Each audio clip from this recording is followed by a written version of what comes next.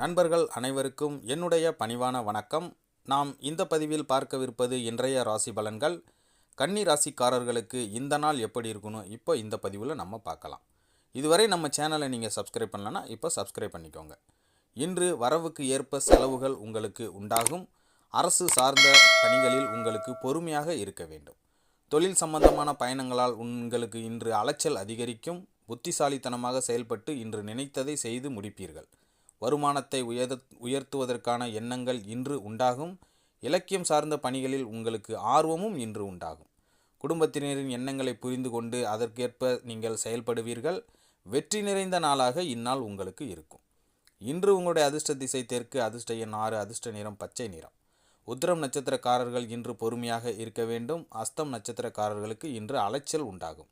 சித்திரை நட்சத்திரக்காரர்கள் இன்று மகிழ்ச்சியாக இருப்பீர்கள். நன்றி. மீண்டும்